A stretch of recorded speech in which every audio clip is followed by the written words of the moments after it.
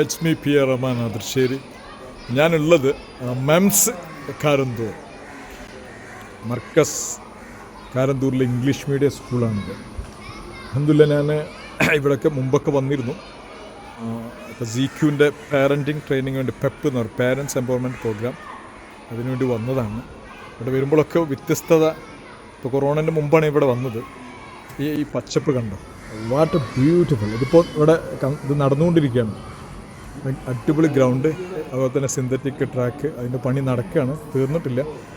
വളരെ beautiful campus, എപ്പോഴും നല്ല മനോഹരമായ ക്യാമ്പസ്.